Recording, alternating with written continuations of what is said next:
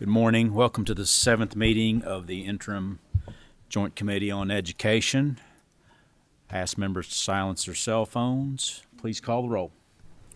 Senator Carroll. Senator Givens. Senator Higdon. Senator Meredith. Senator Neal. Senator Rawlings. Here. Senator Reed. Here. Senator Thomas. Senator Tishner. Senator Williams. Here. Senator Wilson. Here. Senator Wise. Representative Baker. Here. Representative Banta. Present. Representative Bojanowski. Here. Representative Bratcher. Here. Representative Brown. Representative Emily Callaway. Present. Representative Josh Callaway. Here. Representative Camel. Here. Representative Kleins. Here. Representative Decker. Present. Representative Doan. Representative Fleming. Representative Grossberg. Present. Representative Grossel. Here. Representative Hale. Here. Representative Jackson. Present. Representative Massaroni. Here. Representative McCool. Here. Representative Payne. Here. Representative Proctor. Representative Rayburn. Representative Riley. Representative Rohr. Representative Stalker. Present. Representative Thompson. Representative Truitt. Representative Wilner. Here. Co-Chair Lewis. Here. Co-Chair Tipton. Here. Chair West. Here. We have a quorum. We are duly constituted to conduct business. As is always in education, if anyone wishes to speak for or against an initiative, they need to sign up at the back before they are allowed to speak. This time I would like to recognize my co-chairs, Representative Lewis and Representative Tipton. Do you have any comments you gentlemen wish to make at this time? Let's get with it. Seeing none, do any members have introduction of special guests? Senator Higdon.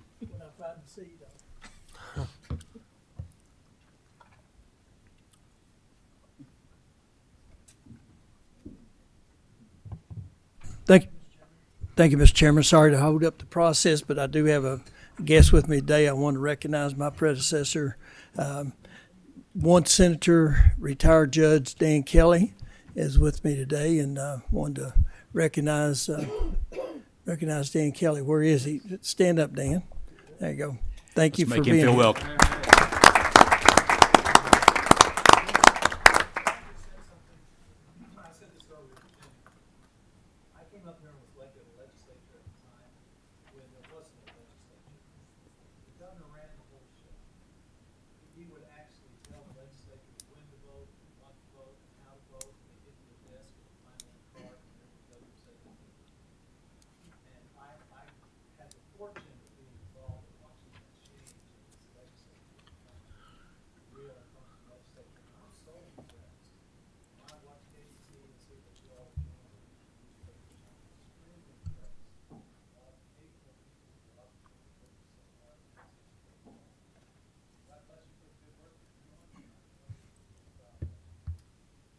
Thank you for those kind comments.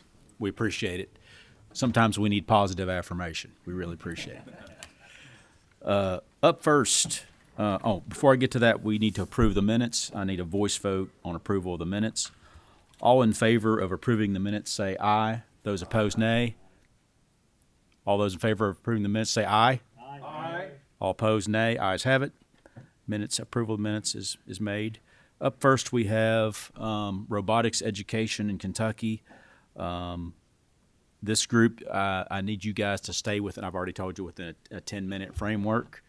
Representative Lewis asked me to put this group on the agenda and allow them to showcase what's going on in the area of robotics.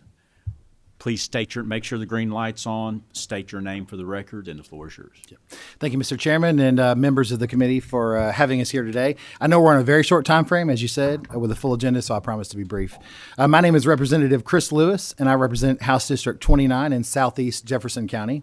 I also have some guests here with me today. I'll allow my first one to introduce herself.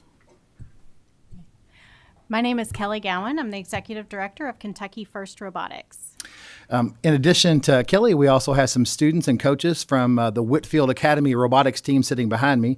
We have Caitlin Judd, Keegan McAllister, and last but not least, my son, Jackson Lewis. They're going to briefly show us how one of these robots work in just a little bit later. My purpose today is not only to show you the amazing robots that these kids have built, but to truly emphasize that robotics is the future of global technological advancement and will be a significant driver of manufacturing growth in the United States. Just within the last 2 weeks, the U.S. Department of Commerce confirmed its commitment to the sector, stating that we are committed to robotics and advanced manufacturing because they are critical to bringing production back to the United States. Our high school students should have access to pathways and programs that provide firsthand experiences with these technologies and techniques to ensure that they and our state have the ability to meet modern workforce demands. This bill is aimed at planting the seeds necessary to fuel that economic growth in the Commonwealth by establishing a framework to fund robotics education programs in high schools across the state. With that, I'll turn it over to my guest, Kelly Gowan, for a short presentation, and then we'll have a chance for the kids to show you a few things about their robot. Thanks again for giving me a few minutes today. I really appreciate the opportunity to share with you why this matters so much for Kentucky students. Next slide. As you know, Kentucky's manufacturing economy is growing faster than our workforce. Industry partners like Toyota, UPS, and Valvoline have told us that they want students like ours with real engineering and manufacturing skills. Robotics can build that pipeline if we fund the programs that meet the right criteria. So what do I mean by that? What does a workforce-ready robotics program actually look like? Well, next slide. All robotics programs teach basic building and maintenance. And most of the kit-based programs also include microcontroller programming. Those are great starting points, but they only go so far. The real workforce impact comes from programs like ours that teach students how to innovate. They use CAD, AI, didn't get that on the slide, but they do use AI, additive and subtractive manufacturing, electrical power distribution, and designing parts rather than assembling kits. There's a big difference. These are the students who can walk into a modern manufacturing environment and they can troubleshoot, design solutions, and think like engineers. Next slide. So here's an example. An alumni of our program recently led the UK rocket launch team, you may have seen this in the news, to a successful launch in Norway.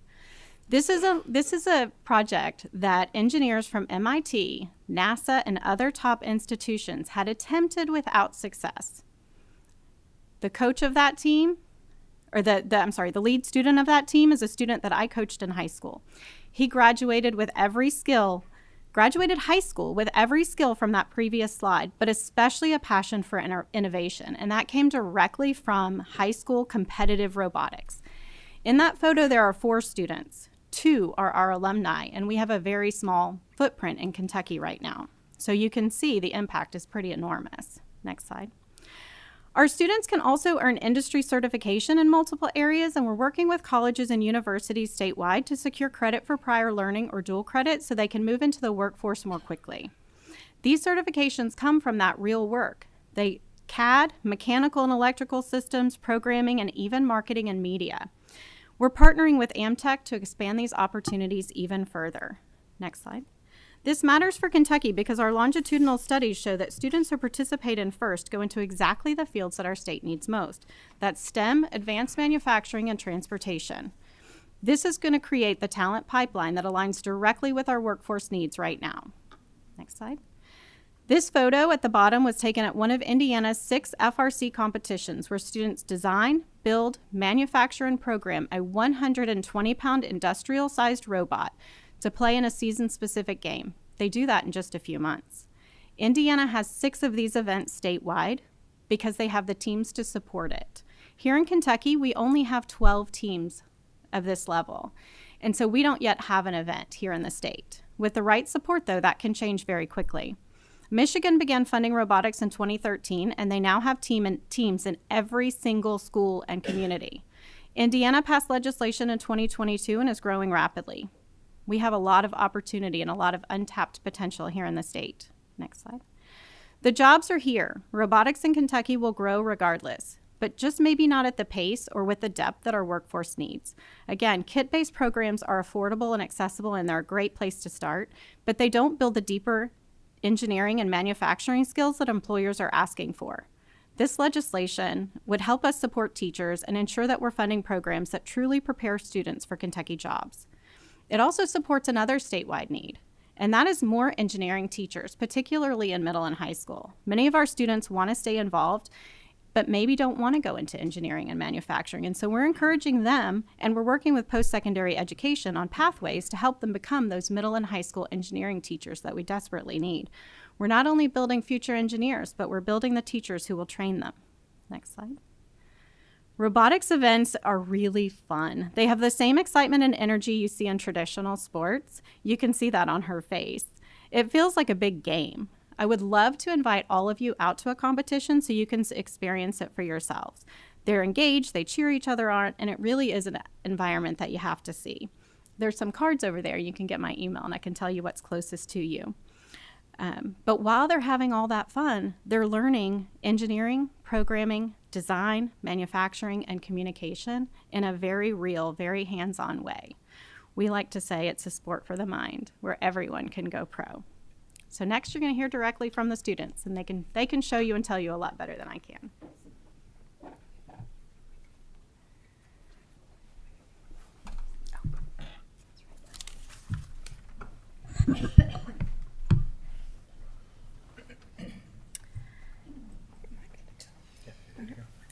Whitfield Academy is the oldest robotics team competing in the state and the only team from Kentucky to have won the world championship.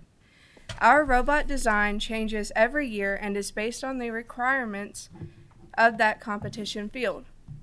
We start with a base of aluminum extrusion and then order or fabricate any other parts we need.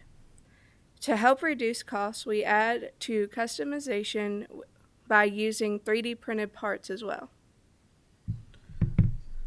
We code a 30-second autonomous program that makes the robot move and score without human interaction.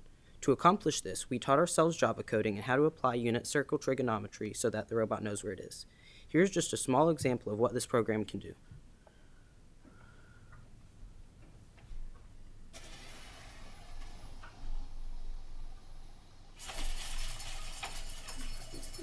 Stop.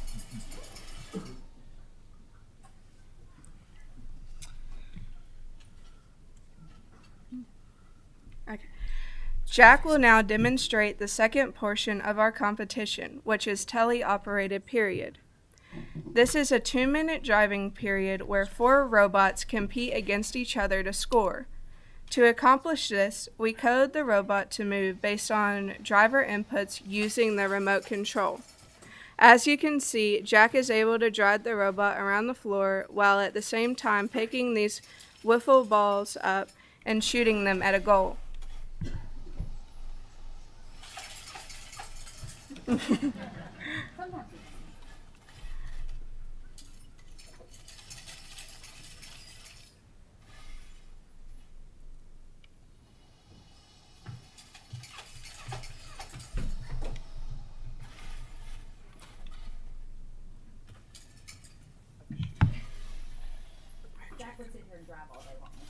Cut you off now. All right. Thank you, Mr. Chairman. We're happy to entertain any questions. Well, thank you so much for the presentation, and I know you're involved in this piece of legislation, and it's a budget year, so I'm sure we'll get a lot of input on Robotics Education Kentucky. Thank you to the students and teachers and everybody who came up today. Unfortunately, we have a really tight education agenda, so we can't allow questions at this time. Okay. But really appreciate the presentation. Thank you. Thank you very much. Thank you.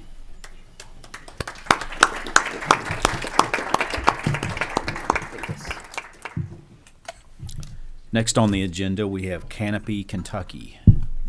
If they would step forward.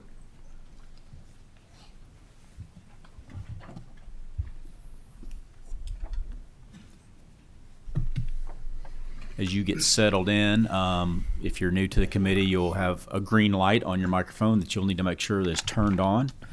And I'll remind you, we have about 10 minutes for this segment. If you could keep it to within 10 minutes. Whenever you're settled, state your name for the record and please proceed. All right. My name is Adam Watson. I'm the Education Director at Canopy. Some of you all may recall interactions with me through Against the Grain or the Kentucky Guild of Brewers. I can I knew also you looked throw wiffle familiar. balls around. I, Hence I the know appearance. you. I know you in a different capacity. Yes, absolutely. He's hard to forget. True. Well, a lot of you have heard from me before, so today I'm mostly going to leave this over to Scott, but I'm certainly available for questions if you need anything. Yeah. My name's Scott Collins. I'm the founder and CEO of Canopy, Kentucky. Chairman West, Co-Chair Lewis, and Co-Chair Tipton, and members of the committee, thank you for the opportunity to appear here today and your ongoing commitment to strengthening educational opportunity in Kentucky. We're here to talk about a program that's already delivering educational results and how one-time targeted investment can help us expand the impact statewide. Canopy, if you're not familiar with us, was founded in 2017 with a clear mission to help Kentucky businesses grow profitably while strengthening their communities. We're Kentucky-based and Kentucky-focused. Today, we work with over 90 paying member companies representing over 20,000 Kentucky employees. And on a personal note, Canopy Kentucky's work is based on my own experiences as a former teacher that successfully took a struggling Shelbyville janitorial business from 30 employees to over 500 across the state in the last 24 years.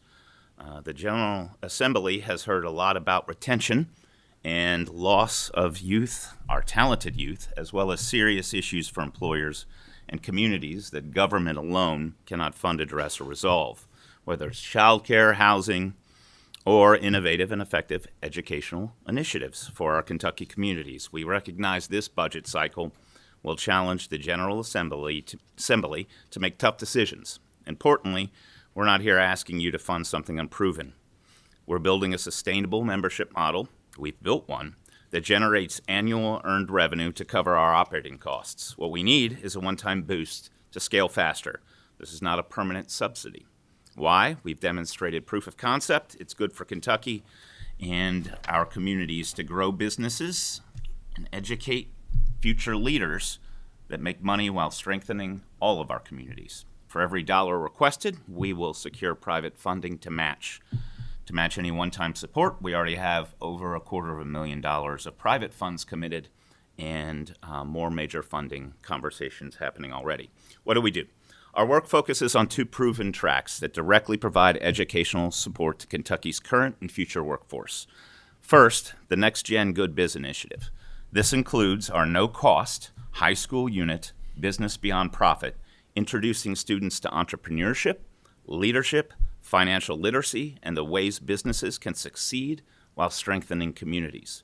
We've grown from one pilot to 8 to 10 schools this year, and we'll be in 125 schools with funding by the end of 2028.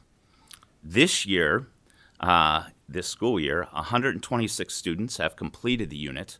38 are in it right now as we speak, like literally right now as we speak, and 150 more will enter and complete the unit during the spring semester.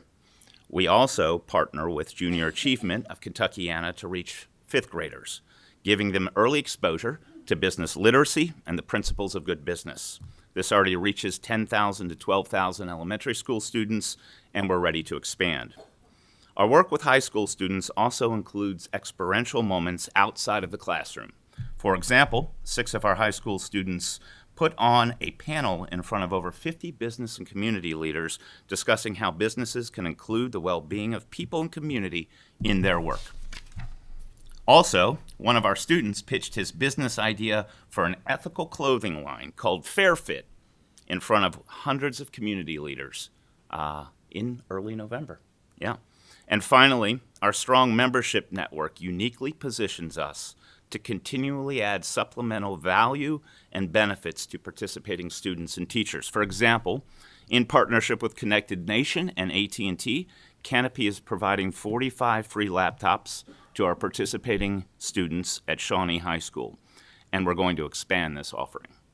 A few of these students will be here in Frankfort during this session to share their experiences. We'll be sure to get you the details.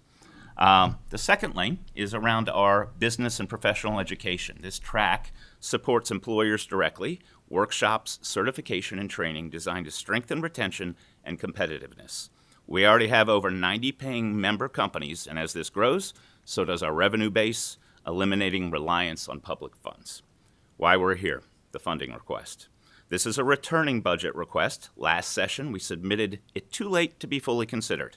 We stepped back, worked on accomplishing what was suggested, and this round we're back early and focused. We're asking for a one-time $750,000 appropriation for fiscal year 2026 to scale these two proven tracks.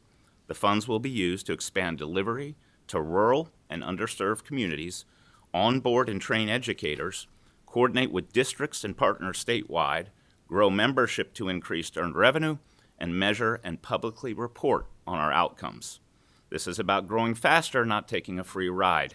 Again, we have skin in the game with over $185,000 in annual earned revenue, and it helps secure our efforts to raise the matching $750,000 in private funding. What does Kentucky get? This investment will support roughly 4,000 high school students each year in 125 schools, 12,000 plus fifth graders introduced to business literacy each year, more Kentucky businesses and professionals trained in practices that drive performance and retention, a financially sustainable model that relies primarily on earned revenue. We're going to take care of ourselves. Transparent public reporting through dashboards and budget to actual tracking. Chairman West, Co-Chair Lewis, and Co-Chair Tipton, this isn't about creating something new. It's about scaling what's working. We're a Kentucky organization funded largely through our own revenue with a clear plan for growth and accountability. With this one-time investment, we can reach more students, strengthen more employers, and build a stronger Kentucky workforce and retain our youth through our workforce of the future. In your packet, you'll have a one-pager and all of our member Kentucky companies. Thank you for your time. Thank you so much for that excellent presentation. I have allocated a little bit of time here for questions, just a couple minutes. Do any members have any questions? Senator Carroll. Thank you, Mr. Chairman. And quickly, talk a little bit about how long is the program? How do the students find time in their curriculum to fit this in? And how does it work with the seniors and the fifth graders? What's the difference? Yeah, so there's two programs that he spoke about. The fifth grader program is facilitated through Junior Achievement. So when they come into the BizTown program, one of the businesses they can participate in is Canopy, and it's preloaded with education that they learn before they go into the simulation, and then they put it into practice in the simulation. The high school initiative is an 8-classroom unit, so it layers into an existing business curriculum. I've primarily liaised with teachers that are directly in the classrooms, and we figure out which of their courses best suits this material, and it plugs right into what they're already doing, and then they often find things to take from it that they layer into the rest of their curriculum as well. Any other members have questions? Seeing none, thank you so much for the presentation as we prepare to go into budget. And we really appreciate it. And I'm sure everyone has the information in their packet, and feel free to lobby us in January. We will. Absolutely. Thank you so much. Up next on the agenda, we have a presentation on comprehensive support and improvement, otherwise known as CSI.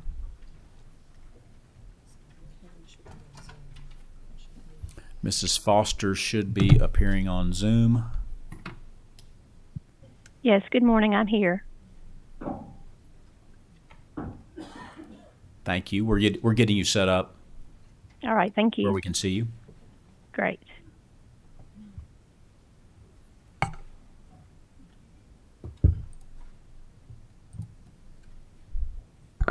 You good? Okay. These two are no strangers to Education Committee.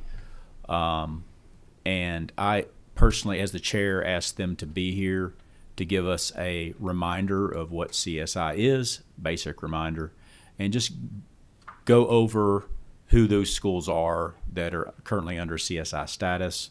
That report recently came out, and so that's the purpose of this segment. Please keep it to, I'm sure you won't mind this, but please keep it to about 10 minutes. Your presentation about 10 minutes. I'm going to allow about 5 minutes for questions. As is normal, once you're speaking, state your name for the record, then proceed. Thank you. Good morning. Todd Allen, Deputy Commissioner and General Counsel for KDE. And Dr. Kelly Foster, as you noted, is appearing online. Dr. Foster? Good morning. Hi, my name is Kelly Foster. I am the Associate Commissioner of the Office of Continuous Improvement and Support at KDE, and I appreciate you letting me join virtually this morning. So I will go ahead and kick us off. Todd, if you will move forward in the next slide. So the slide that you're looking at this morning talks about the school improvement classifications, and these classifications are required federally. And so I'd like to take a moment to go through those and remind everyone what those mean. The first one, Comprehensive Support and Improvement, known as CSI, is now on an annual cycle, thanks to House Bill 298 from the last session.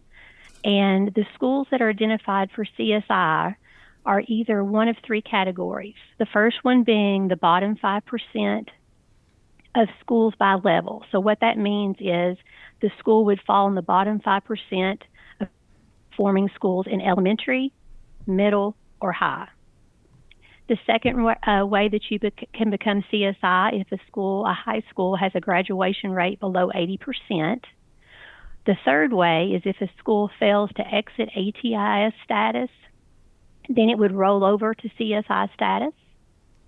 The second federal category is Targeted Support and Improvement, known as TSI schools, and they are identified annually, and that means a school has a subgroup performing at or below the bottom 5% for at least 3 consecutive years. And the final federal classification is Additional Targeted Support and Improvement, known as ATSI, and these are identified every 3 years. And the way that a school becomes ATSI is that the year before identification, it was TSI, and then the year of identification, they're still TSI, which moves them to that ATSI status. Next slide, please. So talking about the policy context around the different categories, the identification of schools is needed and is mandated by the Every Student Succeeds Act of 2015.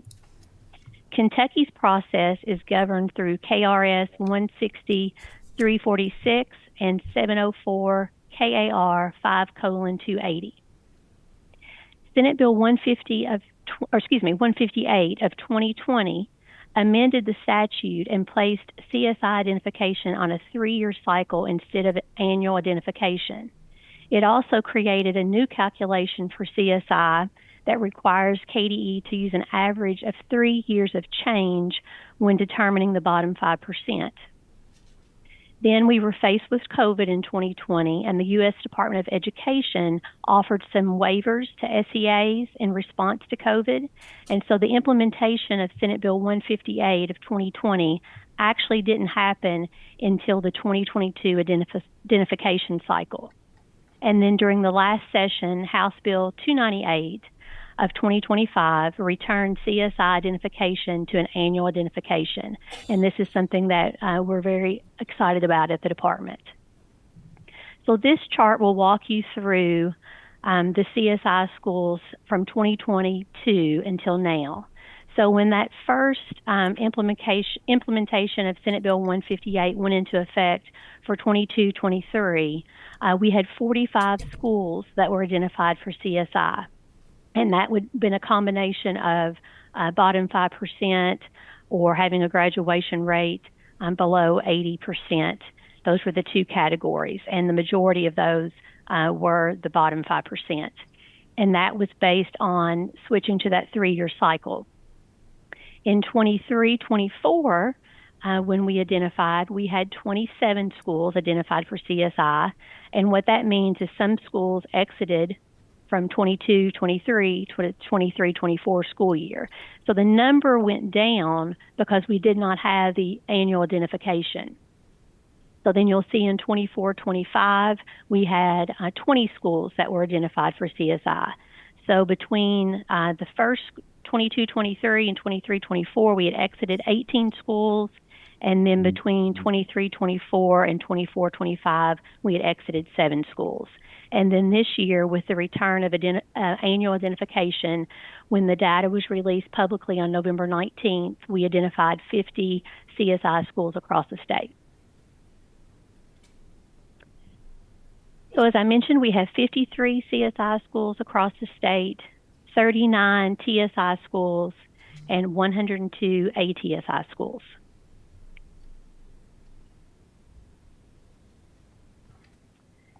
I'd like to talk a little bit about the statutory and regulatory process that is outlined in Kentucky around the supports for the CSI schools. So as I mentioned previously, we have the statute and reg where this process is identified. And schools are identified based on the state's accountability system. And once a school is identified, they are provided education recovery support staff. And so on November the 24th, we had a meeting in Frankfort at the department where all CSI school principals attended the meeting with their superintendent or his or her designee. And during that orientation process, we talk about what it means to be a CSI school federally as well as in the state of Kentucky and what type of supports they will receive from the department. So on that orientation on the 24th, they were also introduced to their education recovery staff that started working with them in their school buildings on December 1st. During that orientation process, we also talk about the diagnostic review process that the newly CSI school will go through as well as the district will go through if they haven't had one in the last 3 years. So we orientate them to that process and assign them a diagnostic review date. Those diagnostic reviews will begin the week of January 12th and will run through the last week of February. And typically we're doing 5 to 7 reviews each week. Once those reviews are finished, I will go to each school district and meet with the school leadership team as well as the district leadership team to review those reviews. And each review typically has 2 to 3 improvement priorities that the school or district should focus on to move that CSI school. And based on those improvement priorities, each school and district will develop a 3-year turnaround plan that is approved by the local Board of Education and the Kentucky Department of Education. Each school will also develop a turnaround team, and this is another change from House Bill 298 that we're excited about, is that turnaround team will have to be approved by the local Board of Education as well as the commissioner. And then next summer, in July of 26, those schools will be eligible for federal school improvement funds, and those funds will be aligned to their turnaround plans, and that the implementation of those plans will then start in the summer of 26. Next slide, please. To talk a little bit more about the supports that KDE provides these schools, the education recovery staff members that work there on a daily basis, as well as the education recovery director who makes monthly visits and monitors and reports back directly to me. Some of the work that we do with those schools and districts is we mentor and provide support to school leadership. So that would be the superintendent and his or her leadership team, as well as the principal and his or her leadership team. We assist with standards, curriculum, instruction, and assessment alignment. We provide timely job-embedded professional learning, and this is also a very positive change from House Bill 298. The CSI schools are now required to participate in the professional learning that the department deems necessary based on that school's needs. We also support them through the continuous improvement process, through planning and development of the plan, as well as monitoring that plan. And then we also are working with them to resolve issues with compliance and reporting to the department. We have several different national groups that we work with to also provide additional supports to the school, and I have some of those listed below that you've probably heard me speak about in the past. Next slide, please.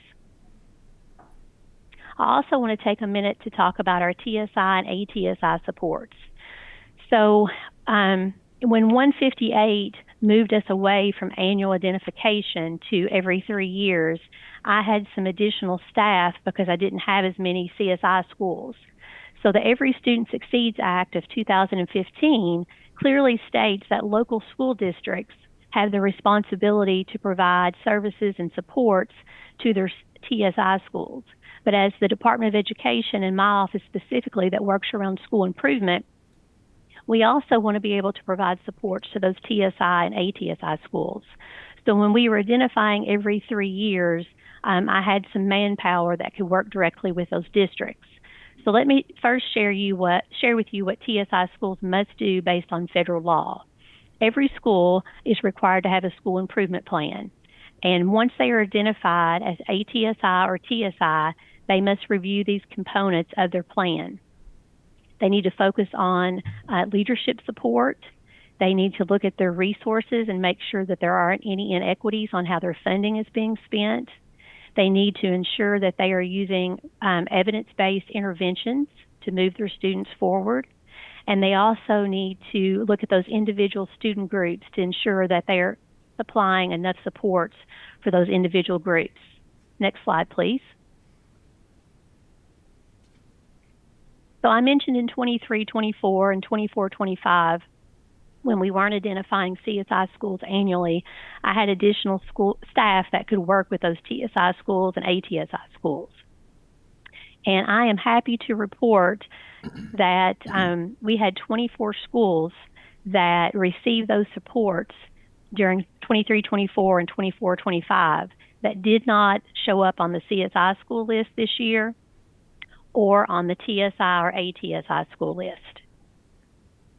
During that time that we were working with those schools, we went through and also provided them an orientation about what it meant to be a TSI schools.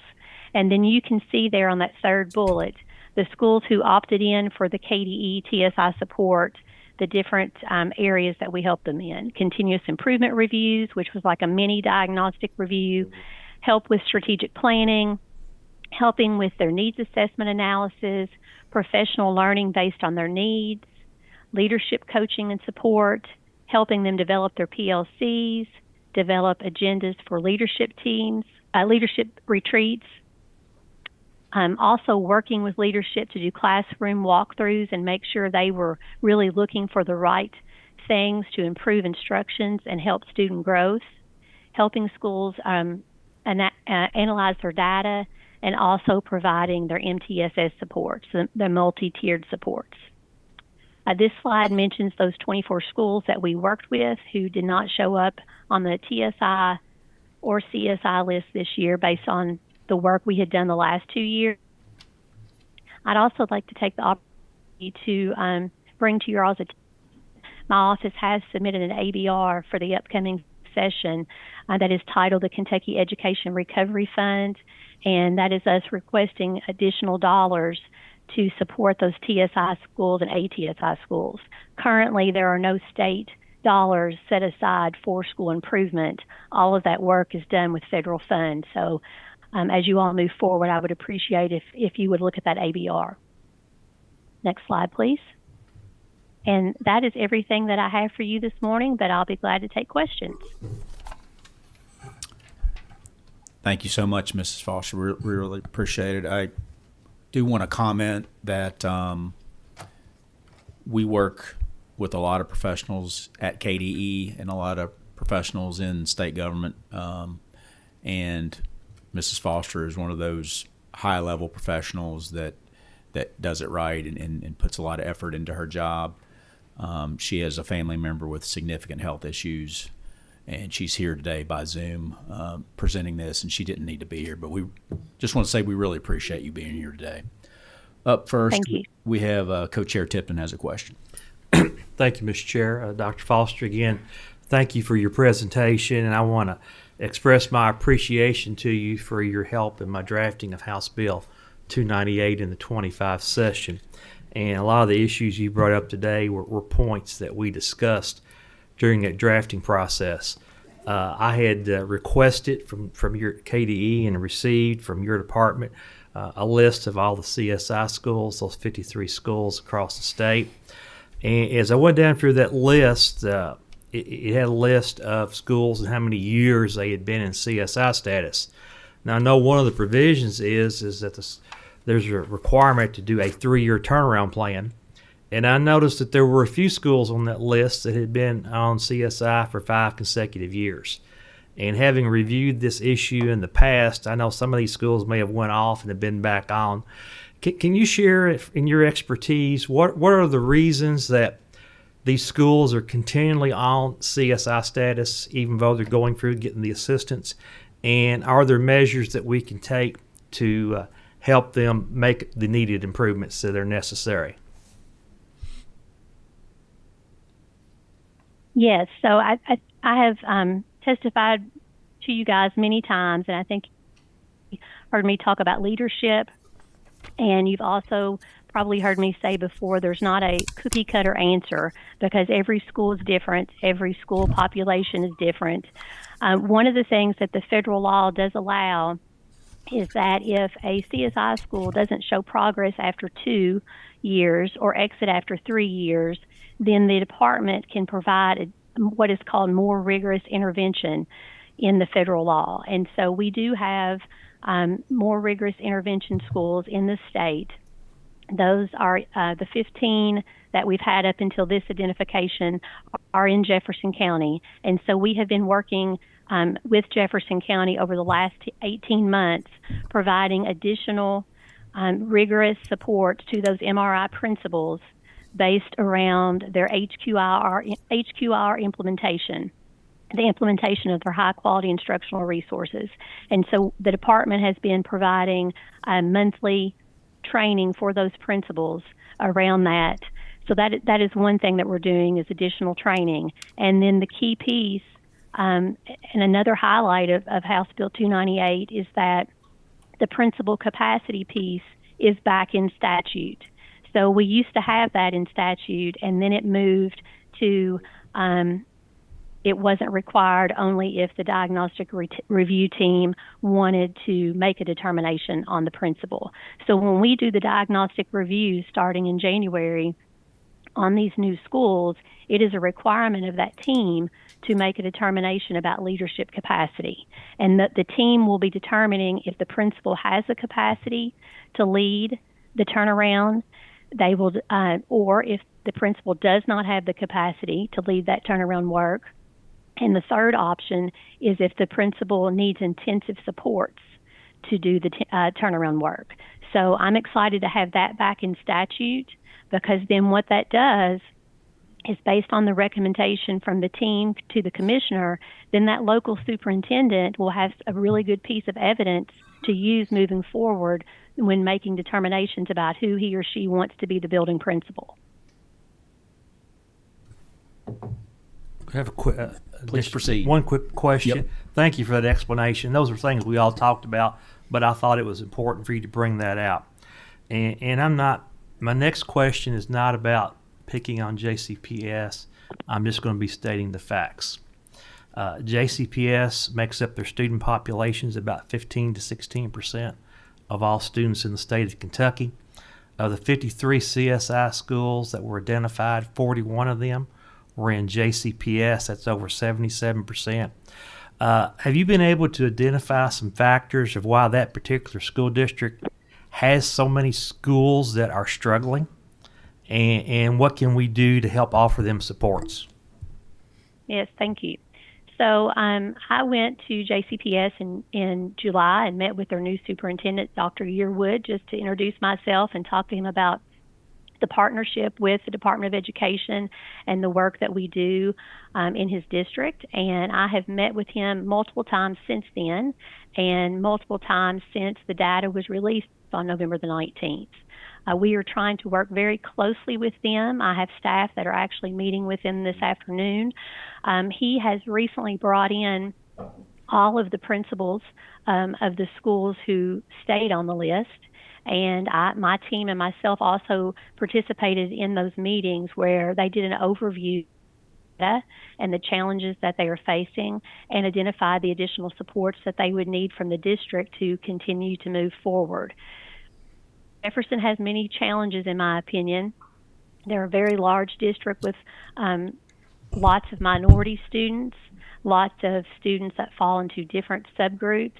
And so I think they have a real strong focus right now of trying to do a reset and really identify what it is that the district needs to provide to those schools to move forward and not only come off the CSI list, but better prepare their students.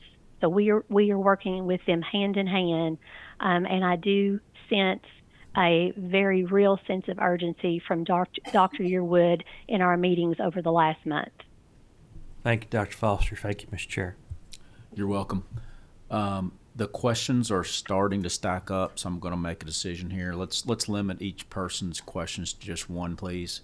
Representative Massaroni. Yes, thank you. My question is on the graduation rate. We use that to factor CSI. As I'm looking across the report cards of the state and schools, some of the highest graduation rates are with the schools that have the lowest performing students. Are we encouraging them to pass these students along the system to get a higher graduation rate, or is that an effective way to measure if a school should be on CSI? I'll take a stab at that question. I'm not sure that I'm the best person to answer that, and I may have to get you some additional information. But, I would agree with you. If you have a graduation rate that is below 80%, that's really low, and that's one of the reasons that you would be identified as CSI. I can't really speak to what's happening at the local level around what it takes to graduate and what their student scores actually are. So I can't speak if there's a correlation between that or not, but I'll be glad to have someone pull some data and we can look at that a little bit deeper. Senator Higdon. Thank you, Mr. Chairman. And Ms. Foster, thank you for your work on this. I've said this before, and I'll say it again today, that I think this is a bad policy. Of course, it's a federal policy, but to have, no matter what you do, always 5% of your schools are failing. No matter what you do, if you improve them, raise them all up, you're still going to have 5% failing. Why we don't set a benchmark that we want our schools to achieve is beyond me. This is failed public policy, in my opinion. Ms. Foster, do you ever see a CSI school that does what you work with them to do, that they improve and come out of the CSI status, only to find themselves back in CSI status because other schools come out and they fall back into that lower 5% again? Thank you for the question. I would like us to get to a point where the bottom 5% really aren't failing schools, that they're not low performing when you look at their numbers. They're just the last ones on the list. So I understand your comment. I would have to go back and look. I have been in this role since 2013, so I would have to work with the Office of Accountability and Assessment and Accountability to see if somebody has fallen below that line just because someone else moved up. But real goal out of my office is that we're building leadership capacity and building systems in those schools so that when the support from the state leaves, they continue to move forward. I just thinking from, mathematical terms, there probably has been a time when somebody fell below the line because someone else moved up.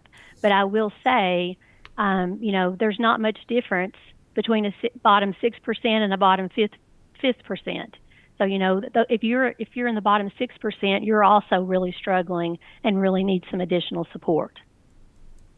Thank you, Mr. Chairman. We have 3 more questions in this segment. I'm going to cut it off there. Up next, we have Representative Jackson. Thank you, Chair West. Dr. Foster, thank you for the excellent presentation and thank you for your support. 12 years that you've been doing this work. Are there some common themes that you see in CSI schools? For example, like poor teaching, discipline problems, parent involvement, school leadership. What would you say would be a couple of things that is a common theme in each of these schools that you see in CSI? Well, I'm always going to answer that the first thing is leadership. That doesn't mean the principal is a bad person, but it takes someone with a true turnaround skill set to go into a low-performing school and move that school forward. This person needs intensive training on curriculum, instruction, standards, They need training on how to build teams within their building. They need to be able to work well with the community and the parents. So a strong leader, the right leader, is the most important piece when becoming a principal of a low-performing school. It does require a different skill set than any other type of work as a building principal. So the first thing I would say would be the leadership. The second thing I would say, and things that I've seen over time, is the district support. You know, a principal cannot move a school forward alone. There has to be someone at that central office who is sound in instruction, curriculum, using data to make decisions, that is actually going to help support that principal, monitor the work of that school, and provide the necessary resources, if that's people, if that's release time, or if that's additional funds. So I would say school level leadership, district level leadership, and then the third common thing that I see in schools would be, are the teachers focusing on the right thing? Are they focused on Kentucky academic standards? Does the school have a solid curriculum? Are they implementing their HQIRs, or high quality instructional resources, with fidelity? And so all of those are moving parts and pieces, but they have to be occurring at a high level, and they also have to be monitored by the building principal as well as district leadership. Thank you. Thank you, Mr. Chairman. You're welcome. We had a couple fall off the list here, so Representative Bojanowski will be the final question in this segment. Yes, I actually have a comment. So following Senator Higdon, I think that the way we're measuring this is very problematic as well. So if you look at JCPS as a whole, as a district, we are not in the bottom 5% of the state. What we have is a very strong school choice program where a lot of parents can opt into magnet programs. It sifts the higher achievers out of certain schools and concentrates students who may not be as high achieving in other schools. So to take a look at that and then to declare, as is sometimes said, that the district is failing is simply disingenuous. So I want to applaud my district. I work in the district, and I find the whole system problematic, because what we're doing is we're looking at numbers as opposed to a comprehensive program. Thank you. You're welcome. That will have to be the final word for this segment. Once again, I want to thank you, Mrs. Foster, for being here today. I know you had some issues, health in your family. I really appreciate it. Mr. Allen, thank you for your great work today in the presentation. Thank you. We appreciate you as well. Up next, we have... Thank you. You're welcome. Post-secondary credit alignment. If the presenters would come forward to present on post-secondary credit alignment.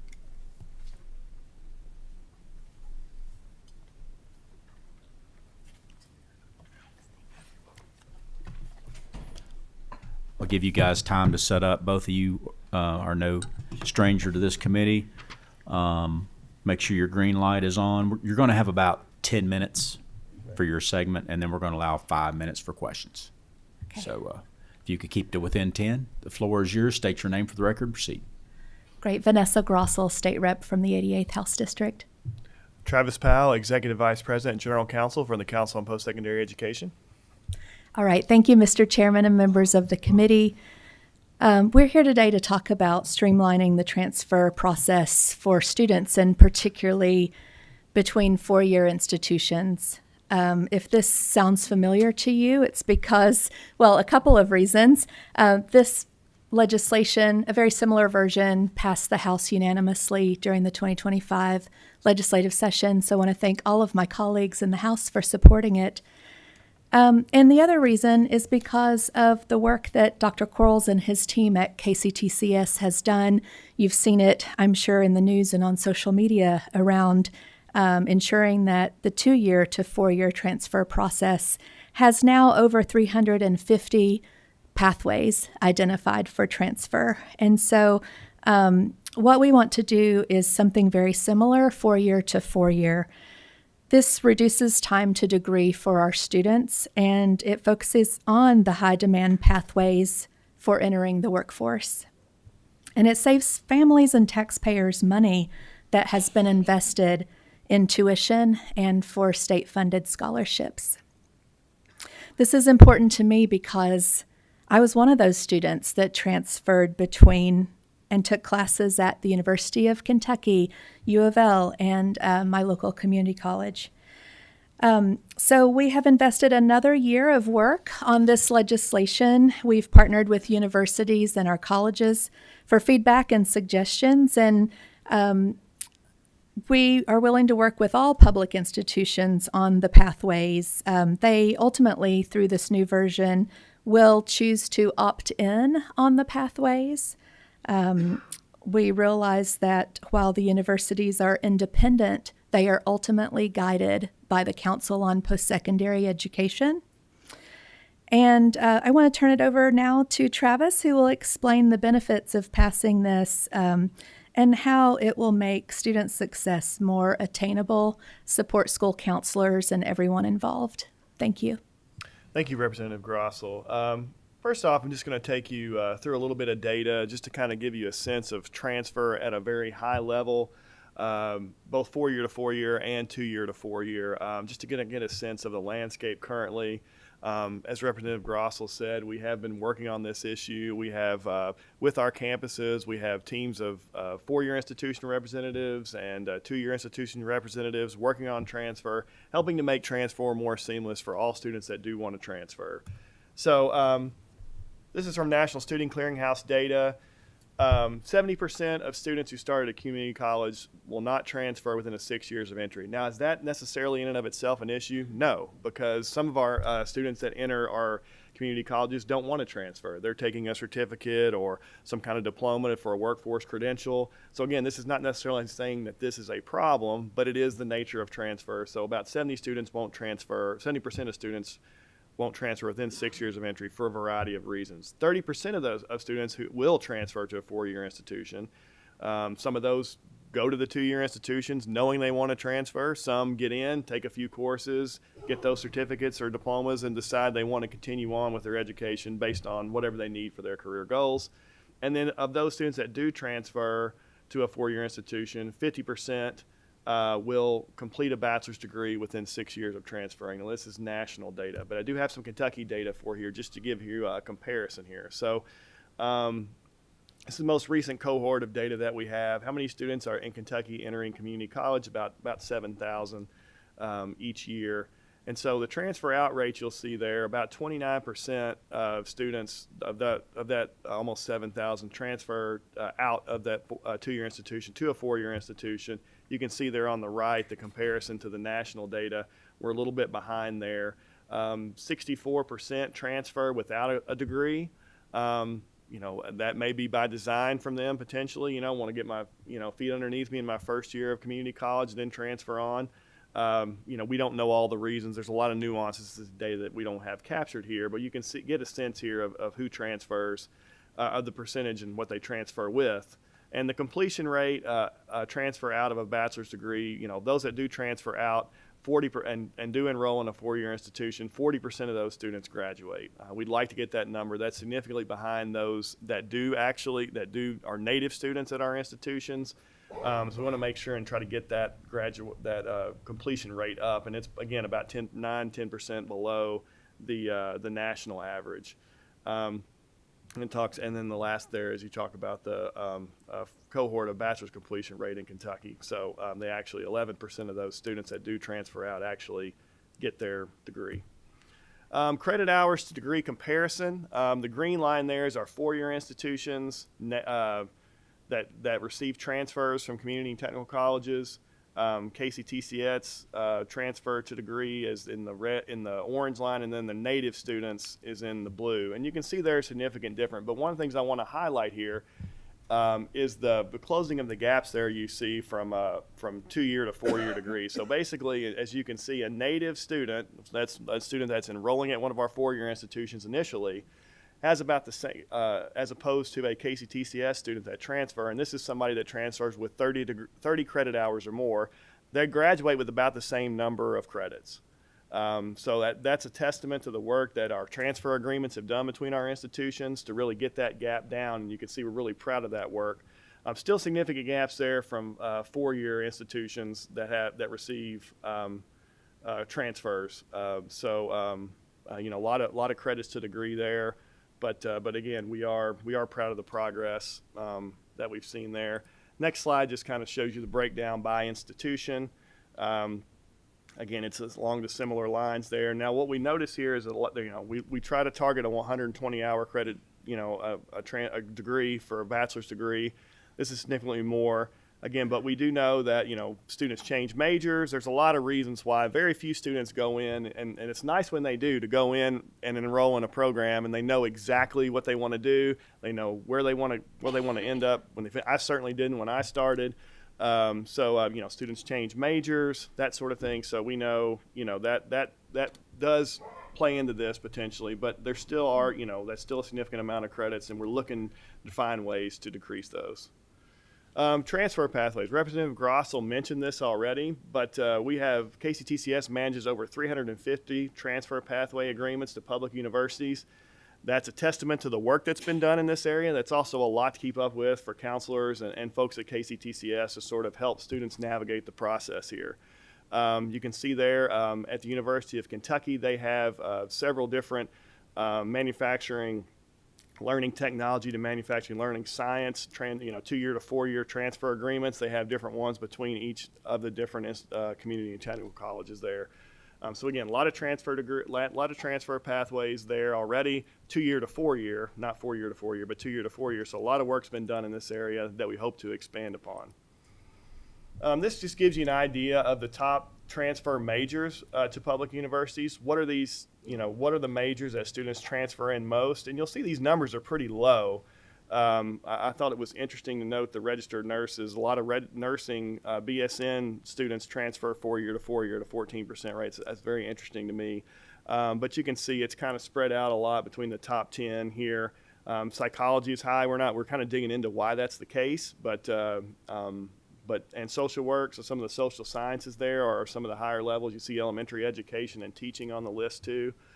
Just an interesting, to see what students transfer in the most. So we've talked about state transfer pathway. So what is a statewide transfer pathway? And Representative Grossell mentioned this earlier, but there are common course and degree plans for the first 60 hours for a transfer student. That ensures that a student takes those 60 hours in that program pathway. They will not have to take any 100 and 200 level courses over again at the transferring institution. What we see sometimes that happens is a student may transfer and they've completed their first 2 years and they want to transfer on, don't want to have to take any additional courses, but they find out when they arrive that, you're a major in biology, and so for our biology degree, you actually need to take this 100 and 200 level course. These transfer pathways would align those to make sure that they did not have to take additional courses when they transferred, at least in the first 60 hours. And as Representative Grossell mentioned in the bill that you have in your materials, would allow institutions to opt into this process as well. So for some reason, they had an issue that they didn't feel like it aligned for whatever reason because it best met the needs of their students, they would not have to be included in the pathway. But hopefully we could get most of those aligned and to help make transfer more seamless for students and more transparent. This has been done in a couple different states. I'm giving you an example here of Louisiana. And this is something that's posted on their website. It's very simple. I really enjoyed the simplicity of this. And so it says here, this is for a management degree. So here, students can know in any institution they go to, and I'll show that on the next slide, they take any of these courses and these subjects in the first 60 hours. They can start at these colleges and then finish at any of these universities. So it's very clear that if I take these courses, they will transfer at any of these institutions, they will transfer to any of these universities, and then also between university and university as well. So again, very transparent, very clear to students what they need to help that transition, to make that a little bit easier for them as they transition to a 4-year institution, either from 2-year or from a different 4-year institution. The pending legislation you see in your packet, we've already talked about it a little bit, but we would collaborate with the institutions to develop these statewide transfer pathways. If you look at the lead-in and the language in the bill, the statutory language currently that deals with our general education transfer program, we're already collaborating on these issues, and so this would just be fold in under that process. The pathways would be identified based on student demand, workforce demand, and existing commonalities in the student learning outcomes in those first 60 hours. So if we've got 8 different programs in an area that are very unique, we probably wouldn't include those in the pathways because they'd be too hard to get aligned. But we would look at those commonalities in order to help that alignment. And then participation in each transfer pathway would be at the discretion of the institution. We would have each institution at the table to collaborate and develop the actual pathways to see if they would be in alignment. But then if ultimately their program was unique and they're providing something to their students that is different from other institutions, even though it's under the same degree program heading, maybe the institution's trying to prepare, like in the biology example I gave, if an institution, their students are really trying to prepare students to go on to pharmacy school and medical school, they may need to have a heavier emphasis in math, for example. And so that, if we found that commonality, they could certainly opt out of the pathway at their choice. But anyway, we think that this bill could be another tool in the tool bag to help transfer, hopefully to reduce some of those credits to degree, and just to make things more transparent for students when they try to transfer, and just help show them the pathway that's available to them, and so they can be more successful and hopefully graduate with fewer credits and with less expenses and debt. Happy to take any questions. All right, thank you. Thank you for 10 minutes. You're right at 10 minutes. Thank you so much. We're going to try to keep it on track once again. I'm not taking any more questions right now. I have 5 on the list. If you could keep it as concise as possible, I'd appreciate that. Representative Kleins. Thank you, Mr. Chair. I'm a little perplexed as to why you feel this needs to be a state statute rather than just handled at the local level. And you mentioned you were willing to work with the post-secondary institutions. What has been their feedback on this bill? So I'm sorry, it's a 2-part question, Mr. Chair. Thank you, Representative Kleins. I did not limit you to one question. I just said keep it brief. Great question. We wanted to demonstrate maximum flexibility in working with the universities and hearing from them. Unfortunately, a couple of the research institutions have kind of said we're not willing to, we just in no way want to support this. And at the end of the day, as legislators and as taxpayers, we're here to support what's in the best interest of students and not necessarily universities' bottom lines. And so doing this legislatively is good for a few reasons. It enables us as a legislative body to request reports on how this is going, to make sure that all institutions know that this is something that we're in favor of and we're expecting of them, and that they're willing to come to the table collaboratively, and that we can measure this data and see how we're closing those gaps and make sure that more transfer students are actually getting a degree at the end of the day. We want this to be something that's codified so that we stay on track regardless of administration changes, whether at CPE or the institutions. And, at the end of the day, students should not be graduating with 150 credit hours for a 120-hour degree program. We need students to be out into the workforce filling vacancies and building their futures, living the American dream. So as Travis mentioned, this is another tool in the toolbox.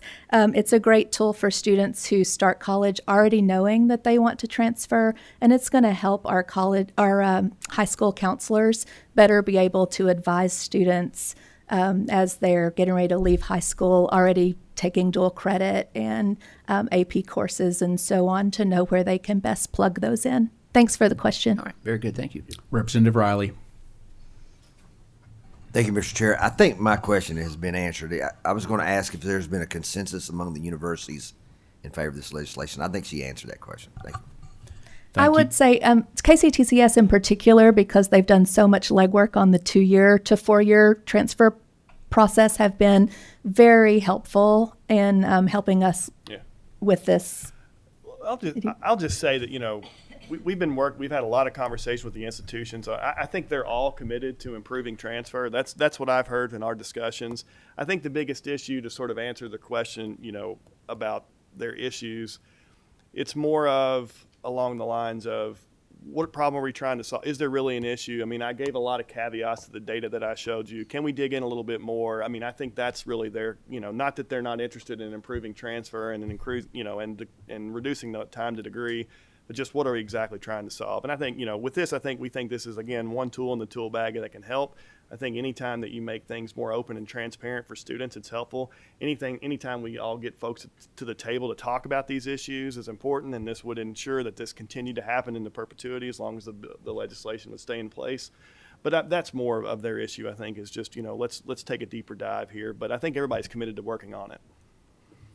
Senator Givens.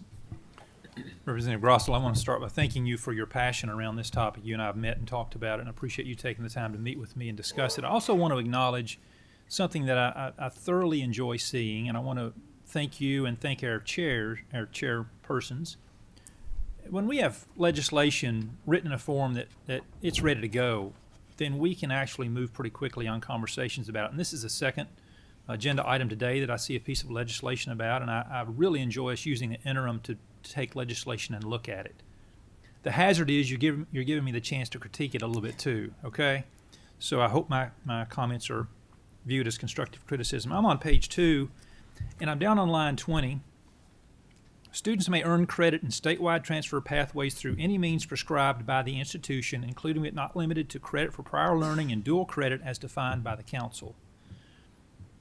When I look at that, I presume that means students may earn credit in statewide transfer pathways through any means prescribed by the sending institution. I'm presuming that's what that means. So if I'm the school that's educating the student now and the student's preparing to leave and go to another school, a receiving school, I would be called, in my mind, the sending school. If the sending school can provide credit to that student through any means prescribed by the institution, including but not limited to credit for prior learning, we're almost at a place for experiential learning getting credit at the sending institution. And the concern I have is the receiving institution may have some standards in a biology class that require some things that, sadly, sending institution XYZ is really failing these students at, not adequately preparing these students. Mm-hmm. How do we address situations where we have a recurring failure by the sending institution to provide that foundational education for that student, and the receiving institution then gets a student that's not ready for the course that they should be ready for because the sending institution is failing? Do we have any sort of carve out to say, hold up, wait, stop, you got to fix this? I think it's really two different issues. I mean, if it was in the pathway, the learning outcomes would be aligned, right? So if the credit for prior learning or whatever they were able to award the credit for, it would assume that those learning outcomes are there, right? And so therefore, if that is the case and we create this agreement, we would all agree that these learning outcomes have been completed by whatever that course is. So when they do transfer, the idea would be that they would have that knowledge in order to transfer and take those 304 level courses. It's really a different issue of whether they're actually getting those learning outcomes in the programs, right? Like, are they adequately teaching those courses? So that's, a quality aspect, that whether that's actually happening in the classroom like it needs to, and we need to be looking at that too.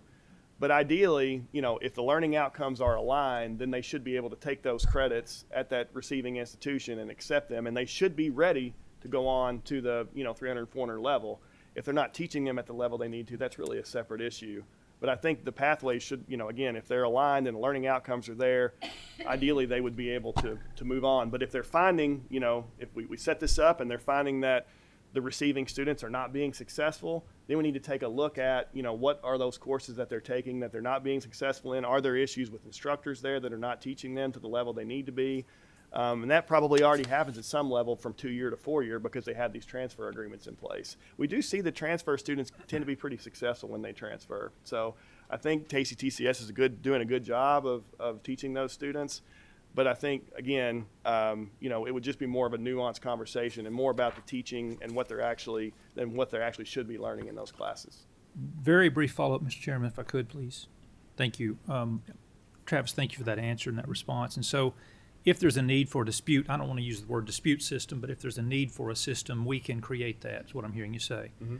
Now, I'm also struck, as I look at the bill language, by the amount of current language we already have in statute around this effort. is almost all of this current language related to 2-year to 4-year, or is CPE implementing a broad swath of this language already as it relates to 4-year to 4-year? It is 4-year to 4-year and 2-year to 4-year for general education transfer. So just your basic gen ed courses that already exist. So we've been very successful in that.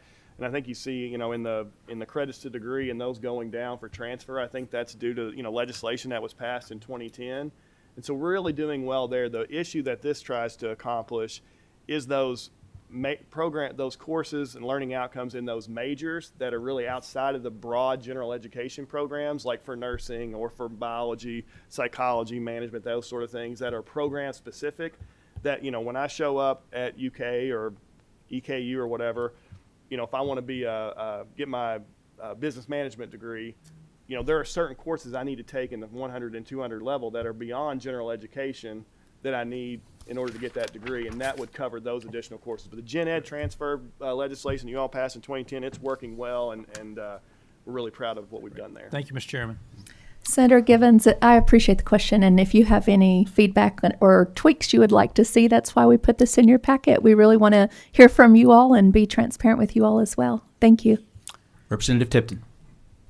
Thank you, Mr. Chairman. Representative Grossell, I want to thank you and CPE and everybody else who's worked on this. I know this has been a work in progress. I see one significant change in the legislation, any participating institution. So I feel like that's going to alleviate a lot of the concerns that have been brought forward to me.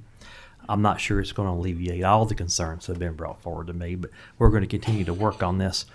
And I think, to me, one of the big issues that I have heard is, especially in our students taking dual credit in high school, we're investing dollars in this dual credit scholarship. And if a student takes a dual credit course in high school, we want to make sure they're in a course that is on a pathway that's going to lead to a credential or a degree. And oftentimes I hear the story that the receiving institution will accept that credit, but not for that major. They'll only count that as an elective. So that student winds up having to take additional hours over what would be the traditional 120 for most 4-year degrees. So is that an accurate statement or one of the rationale for this, or how do you have any other comments on that? Yeah, absolutely, Mr. Chairman. Thank you for expressing that so eloquently. That's exactly what we wanted to do. And there was a lot of heartburn around just the unknowns with what pathways would we be looking at and things like that. So we're doing like a carrots instead of sticks approach, where we really want to reward those institutions that not only come to the table, but agree that it's good and that they want to be a part of the process as well. And I mean, we're going to collect some amazing data should this pass and we get the chance to really study it for a few years. Florida's had tremendous success with common course codes, and so that's another approach that is a little more intensive for the universities, and they were opposed to that. So we're trying to compromise with them, and we think this is a really good piece of legislation to benefit students and also reward those institutions that agree to come to the table and ultimately participate with us. Senator Wilson. Thank you, Mr. Chairman. Thank you, Representative Grossell and Travis. It's great presentation here. Appreciate your passion and your work on this. I think, President Quarles is doing a great job going around working on this. And I have to say, as a person that went to a community college and took those courses that I thought was going to satisfy those requirements at the higher institution, it did not. So I crammed, 4 years of college into 5 and eventually graduated, but then had to take those 100 and 200 level courses after I got to the higher level institution. And so I do appreciate your work. I will say one comment, and I guess that you guys have softened it a little bit. A may really works a lot better than a should in some of these instances. Thank you. Thank you. Chair, if you don't mind, I can just speak to that a little Please bit proceed. on the May, and it was, I think it will help the campuses. Can you make sure your microphone's on there? I just need to be more in front of it. So one of the things we thought about here is I think we can get more pathways this way, because I could see a situation where let's say we had, 7 of our 8 institutions that were in alignment, but one that was not, in the example I gave, for a really good reason, and we couldn't get everybody on board. and we felt like there was that for the benefit of the students of that institution, we should not make them change, then we'd have to throw the whole pathway out. And so this way we can get, if we have 6 institutions, 5 institutions, that sort of thing, hopefully we can get them all. But if we can't for legitimate reasons, that still allows us to have that pathway and to use that, framework that I showed you there for Louisiana to make it very clear that if I start here, I can finish here. And if they're not included, then we'll list the courses that they need to take when they do transfer that aren't at the 100 level, that they don't need to take, that they can wait till they transfer. And like in your example, Senator Wilson, to take those, and rather than taking them at the 2-year level or somewhere else and then having to retake them. So. Thank you so much. I'm going to finish this up. Don't have any questions, just a couple quick comments. Thank you, Representative Grossell, for bringing this legislation. Many other legislators have worked on this prior to you arriving in Frankfort, but we work on a lot of puzzles here. So we have 100-piece puzzles and we have 5,000-piece puzzles. And this is probably closer to the 5,000-piece puzzle, and you're adding some more pieces to the puzzle. And we really appreciate your hard work on this. Just have a couple quick comments to kind of echo Senator Givens' thinking, I believe. The universities, the research universities, have a brand, okay? And much of that brand is built on quality. And so I think I can speak for the Senate and my co-chairs and others that we want to do everything possible to accomplish this, but we should never sacrifice quality instruction. So that should be our number one goal, is to never sacrifice the quality. So just leave you with that. But I think it dovetails with what you're doing. I really, really appreciate it. Thank you for the presentation. Thank you, Mr. Chairman. Up next on the agenda, we have diversity, equity, inclusion in K through 12 settings.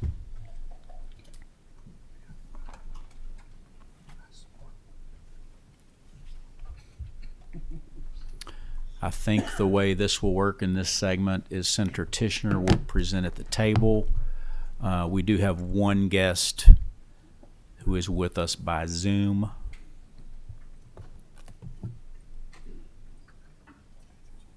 Senator can correct me, but I think a couple of these guests that are listed are not in attendance. Senator Tishner, we're going to do, per agreement, we're going to do 20 minutes in this segment for the presentation, okay, and then we'll manage questions and things after that. So when you're ready, state your name for the record and proceed. Thank you, Chairman West. Lindsay Titchener, State Senator from District 6. Could you pull that mic a little closer, please, if possible? Is that better? Yes. Okay. Would you like my guest to introduce himself on Zoom? Yes, let's do that.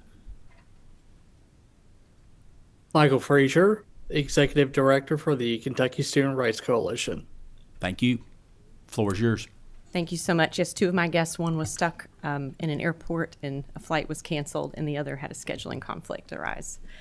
The bill request 1149 is a measure to eliminate the wasteful, ineffective, and divisive DEI initiatives that have become interwoven in K-12's institutions.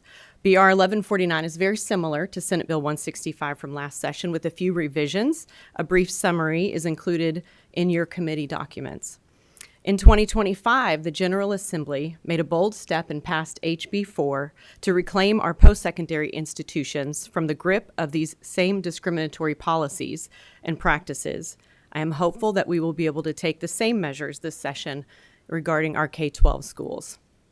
In recent years, we have seen a strong push to incorporate DEI throughout K-12 education, with the stated goal of closing long-held achievement gaps among minority students and students who are economically disadvantaged. The federal government under the Biden administration funneled more than $1 billion towards programming and initiatives to implement DEI into schools across the nation, further bloating our already heavy administrative positions and utilizing the educational platform to indoctrinate students, leaving behind negative societal impacts that may last for years to come. The Trump and our educational institutions away from the practices of DEI, issuing a recent Dear Colleague letter instructing our schools to stop operating their discriminatory and ineffective programs. Of the 171 Kentucky school districts, all but 2 JCPS, and Fayette County Public Schools signed a pledge to move away from the illegal DEI practices.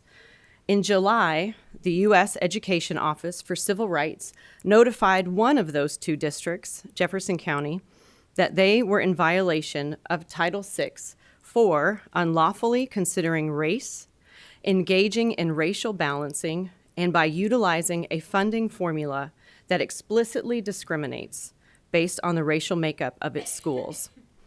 This is their racial equity funding model. Funding lost to the district was $9.7 million. With the current deficit, this funding loss is significant. Federal funding accounts for 28% of the state education funding. Continuing on in DEI initiatives is a financial risk that could jeopardize available resources for Kentucky students. The potential future loss of federal funding is but one measure of the fiscal cost of DEI. Credit card statements and purchase orders acquired through recent open records requests have revealed a gross misuse of funds for lavish travel to DEI conferences, hotels, airfare, and travel expenses. Most notably, recently was the approved travel to Australia, with the known expenses reaching near $30,000 for 3 Fayette County school employees. Recurring catering charges for administrative roles and identity-based groups, entertainment, including bartending services, yes, bartending, DJs, live music, Louisville Pride, annual fraternity dues of $55,000, hundreds of thousands for DEI consulting firms, one of which was owned by a high-level employee of the DEI department. The vast majority of spending is also prioritized for minority-owned businesses as a point of policy. When measuring these expenses against student assessment and test scores, it becomes clear a great deal of these funds never reach Kentucky students. Misuse of these taxpayer funds that are allocated for educating Kentucky students is a strong indicator of why achievement gaps continue to linger. Indeed, educational results of DEI have shown little to no measurable improvement for the very students it was meant to serve. A possible factor, many schools use curricula that are interwoven with DEI concepts and openly promote social justice as their platform to educate students. It was recently revealed that Fayette County Public Schools is planning to implement a new civics curriculum titled Facing History and Ourselves that is heavily laden with concepts that promote DEI through social justice and racial justice. This curriculum would cost the district $180,000 for just 2 elementary schools, at a time when their district is struggling financially. Test scores have remained stagnant or have dramatically fallen, while schools identified with a CSI status are increasing in districts where DEI is most heavily implemented, as we recently heard from the previous presentation. In 2017, of the 51 identified CSI schools across the state, 21 of those were identified in Jefferson County. And now that number of 53 identified CSI schools, there are 41 in Jefferson County, primarily located in the most economically disadvantaged areas. Prior to JCPS formally launching their DEI division in 2013, assessment saw high school students performing at 56% above proficiency in math and 72% in reading. Today, 26% of high school students are proficient or above in math and 35% in reading. And scores of those who are economically disadvantaged are even lower. There are many factors that could be contributing to the negative effects of DEI. Newer disciplinary theories, like restorative justice, have been implemented as a part of a broader DEI initiatives, which have had negative effects on the overall learning environment. Teachers and students who behave often have to endure the students who continually misbehave with no consequence because of the restorative justice model. Social emotional learning, also known as SEL, has been used as one method to attain equity. On KDE's website, under Social, Emotional, and Behavioral Learning, under the tab resources for promoting equity, there are links to teacher resources, which include titles such as Multiplication is for White People, How to Be an Anti-Racist, The Inner Work of Racial Justice, and Decolonizing Our Minds and Actions, among many others. SEL has permeated our schools at great financial risk and loss of classroom instructional time, with critics arguing it has placed additional time-consuming burdens on our teachers and staff and pushes the same indoctrinating DEI concepts just through a different vehicle. The ideological framing of DEI models are also producing societal consequences. DEI reinforces division rather than unity and encourages students, teachers, and staff to see each other through the lens of identity and creating groupthink instead of creating independent thinkers. The full impact of DEI initiatives are still emerging, but posts shared on recent social media last year reveal the underlying perspectives of one of Kentucky's most influential DEI leaders in public ed. In a message directed towards students and colleagues, the Chief Equity Officer at Jefferson County Public Schools stated, "Regardless of the rooms, meetings, and classes you're in, know the majority of white people could care less about you and have no issue harming you." He is still employed. Students have also provided insight into how DEI frameworks are shaping their views. While serving on the JCPS task force last interim, where our stated goal was to identify ways to improve student outcomes and evaluate needed areas of support, my colleagues and I listened to hours of testimony from students at Male and Central High Schools who characterized the members as racist and white supremacist. These interactions reflect how DEI-based concepts are influencing students' perceptions and thought processes. It is my hope with this bill that every student from Pikeville to Paducah will have an equal opportunity to a high-quality education, free from efforts to shape young minds against one another. It is my hope that we will return a high level of accountability of taxpayer resources that are allocated to serve Kentucky students in education. After years of diversity, equity, inclusion, not only has education not improved across the board, but we have seen DEI negatively impact Kentucky's most economically disadvantaged kids. BR 1149 is a step in the right direction to help Kentucky education in our K-12 institutions get back on track. Thank you. Does Mr. Frazier wish to make a comment? Just quickly. I can give you 5 minutes. Sure. Thank you, Mr. Chairman. And members of the committee, thank you for the opportunity to be here today. And Senator Tishner, thank you for picking up the mantle to ensure that we have equal opportunity protections in education. When we look at DEI, we look at two things. One, censorship, and then the other being what stifles productivity, which is discrimination. DEI is something that had good intentions when it first started out in the Commonwealth, but evolved into something much more.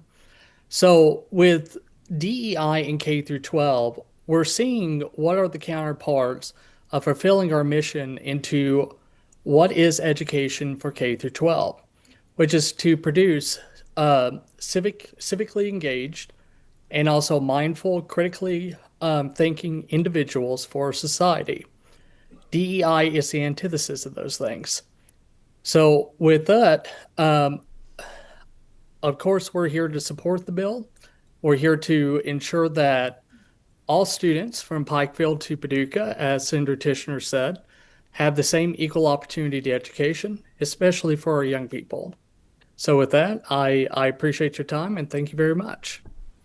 Thank you so much. Thank you, Senator Tishner, for that presentation. We do have time for questions.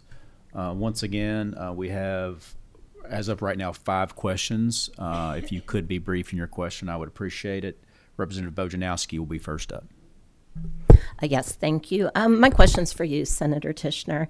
My colleagues in the classroom, we believe wholeheartedly that students don't learn if their basic needs are not being met. And you go to Maslow's basic needs, food, shelter, safety, but then there's also love and belongingness.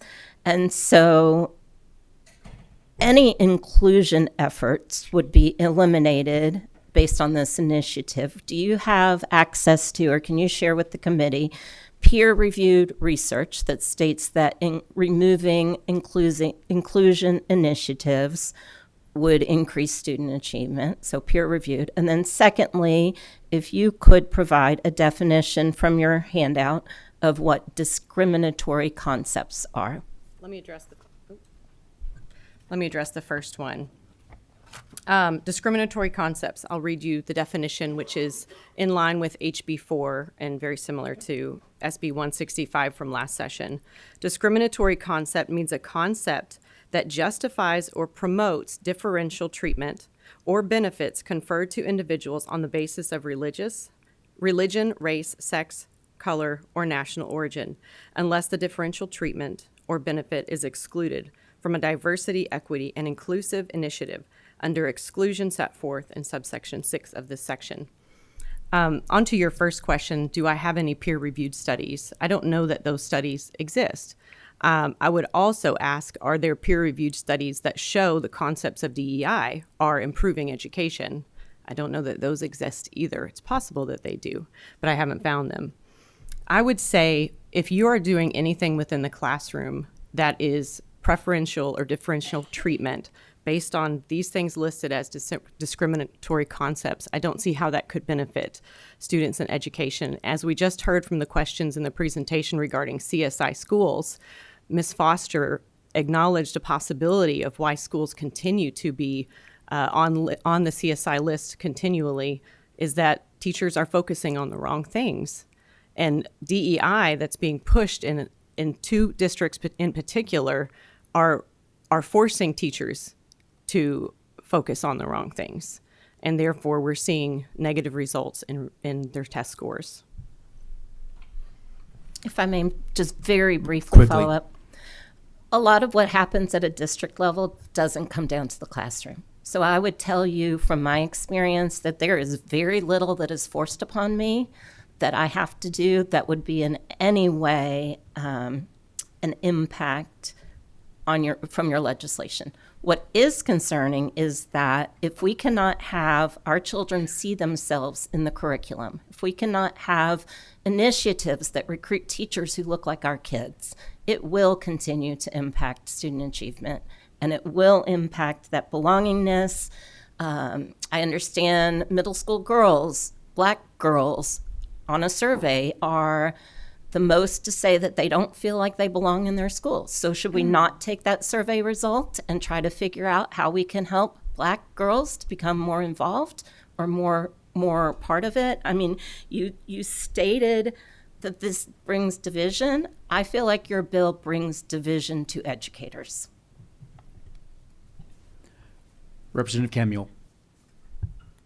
Thank you, Mr. Chair.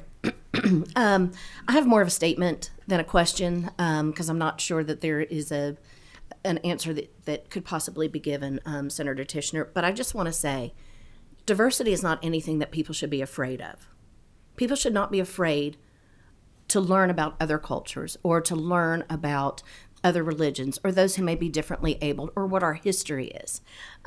Senator, you had said that you talked about schools shaping young minds. That's actually the goal of education. The purpose of education is literally to shape minds, to impart knowledge, to teach critical thinking, to foster personal and social growth, preparing individuals from preschool on to lead productive lives, help them with career advancement as we go through as they matriculate through school. It creates informed citizenship. It's important for us to know our history. And it also contributes positively to society by building skills and confidence and also teaching our kids about adaptability and how to face life's challenges. And so to ignore or to try and silence anything dealing that promotes or helps or identifies something that teaches diversity, equity, inclusion, or belonging, I I'm on the struggle. I'm just struggling with your perception of this because it paints such a negative picture of anybody who displays some sort of otherness. And maybe we have different views. I have a very diverse family, and I'm thankful for that. I represent a very diverse community, from socioeconomic to multicultural, and I think those are all the things that we should be embracing. And given everything that we are facing right now, when I talk to my constituents, what I've tried to wrap my head around in listening to your presentation is people are worried about health care.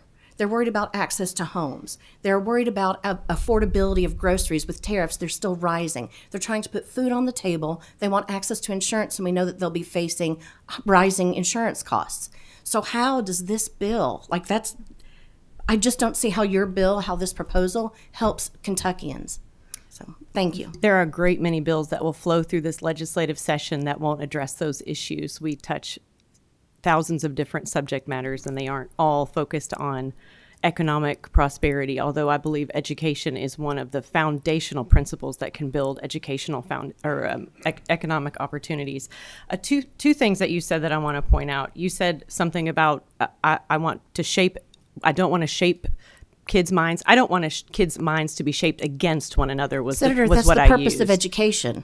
I said I don't want their minds to be shaped against one another. That was my quote. That was what I said. I would hope you would agree that's an important concept, that we don't shape minds to be against one another of our young students. I want to also bring up, you say this is a divisive bill. Let me tell you something that's divisive. In the Diversity, Equity, and Poverty Department at JCPS, there's an employee who wrote a document put together called the Affirming Racial Equity Tool that's to be used in the classroom. So you say these policies don't flow down to the classroom. I would be surprised at that. She is an anti-racist specialist. That's her title. So in the back of this document for teachers' use, it says a definition of diversity. For the purpose of this component, diverse will be defined as pertaining to any and all cultures that are not heterosexual, male-centered, white, Western, or Christian. I think that's divisive. I'm not done. And now, anti-racist education, just to give you a definition of what that means. Anti-racism, and again, this is information from Jefferson County, is an action-based response to racist policies, practices, systems, and beliefs that exist in education. And here's the kicker. It focuses intently on instruction, curriculum, and pedagogy as liberatory means to decenter whiteness. That's divisive.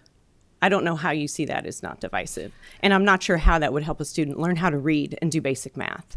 Senator, if I may. Very quickly. Thank you. I appreciate it. So you've cited one document in one district.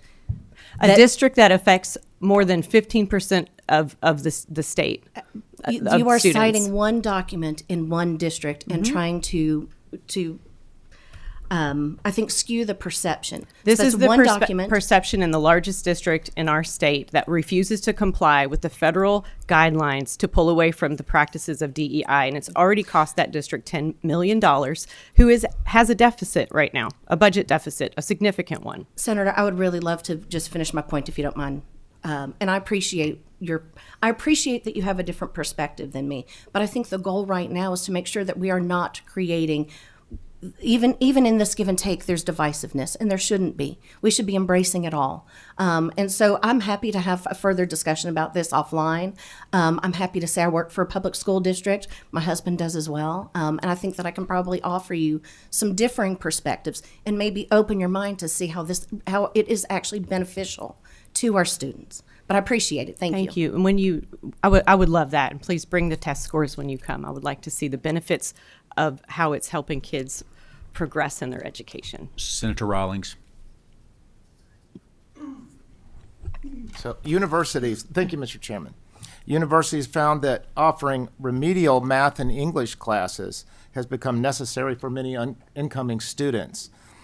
In our K through 12 schools, there's been a rising focus on the things that are being discussed today. Equity, and then there's engaging students as an approach, and the social emotional learning, all the things that have been mentioned. So do you see a relationship with these approaches and with college students struggling to succeed after high school?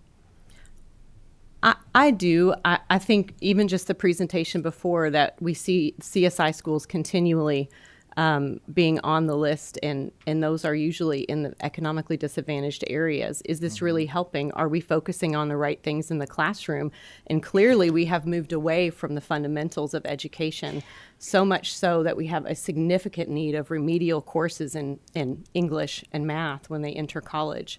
I was able to serve on the Commission on Race and Access to Opportunity this interim session, a first-time member, and we had our historically black university, Kentucky State University, come and present. And I asked a very similar question to him, and the response was that they have seen a tremendous rise in needs as students are coming in to KSU. And he also said he was made aware several students at that university had a 0% GPA, which tells you if they're not able to do the basic functions of learning and don't have that base, they're going to struggle when they get into post-secondary institutions, and that's really unfortunate. Yep. Thank you. Representative Wilner. Thank you, Mr. Chairman, and thank you, Senator. I was actually going to be quiet and just listen today, but I was really struck by your response when our colleague Rep. Bojanowski asked about discriminatory concepts. And it is undeniable that there has been years, decades of discrimination in our schools.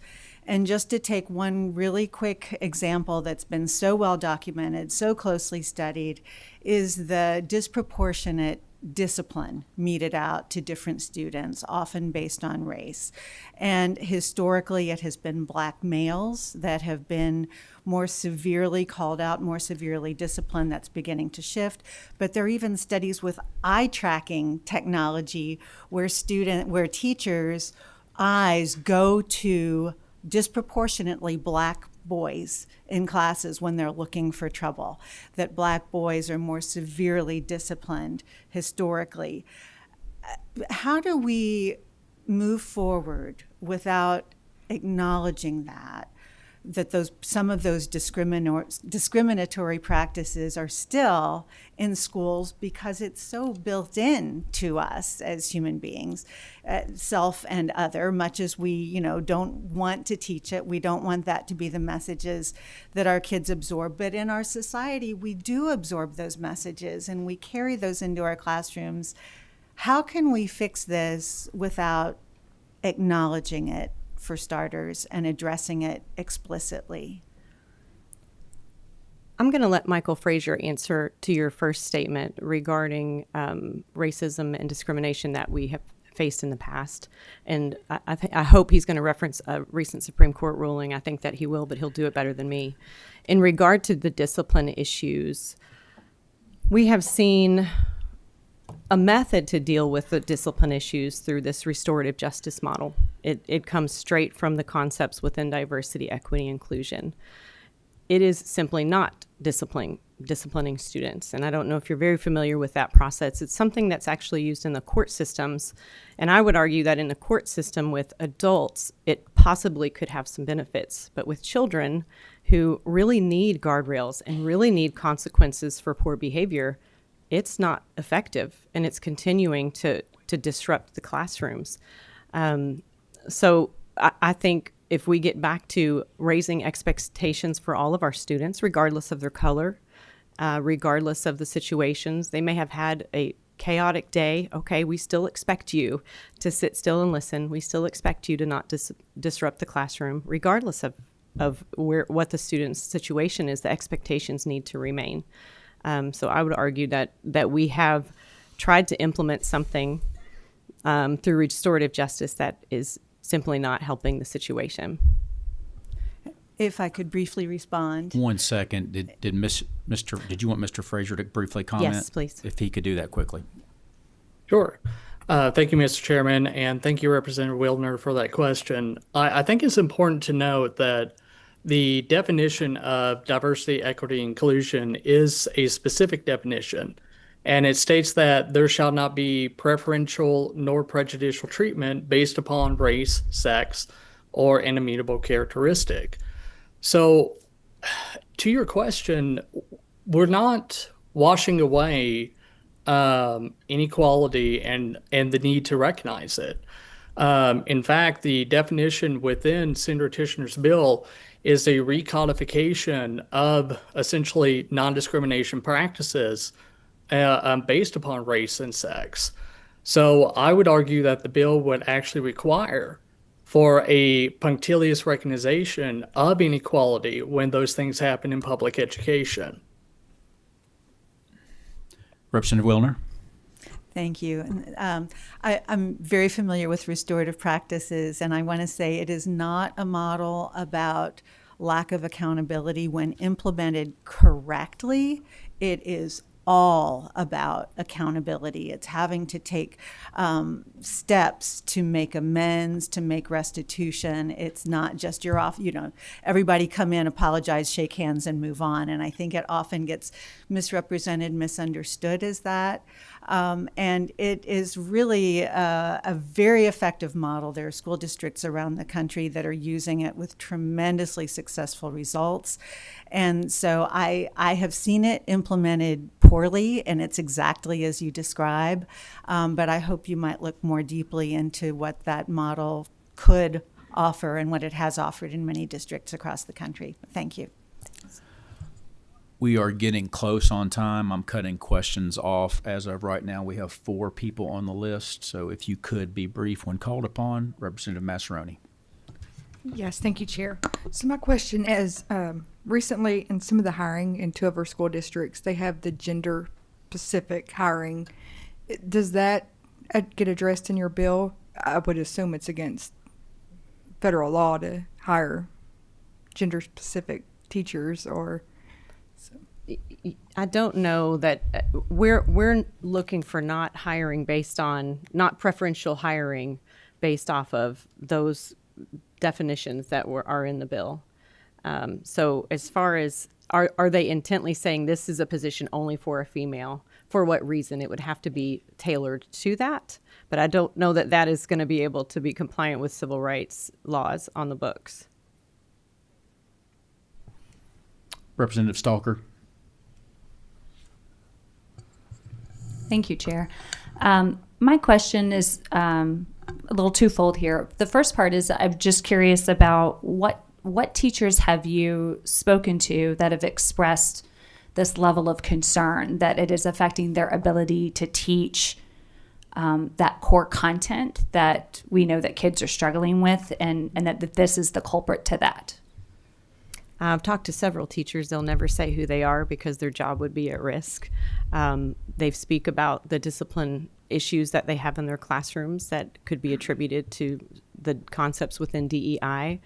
Ultimately, when you look at some of the curriculum and some of the approved curriculum from Ed Reports even, there is an intentional effort to choose curriculums that have these concepts woven within them, which are divisive concepts. They simply are. When you're teaching a student about why they have an issue with being white in a concept, or a lesson I heard about in a 4th grade classroom learning about Rosa Parks and the kids on the bus. Did they feel bad about being white?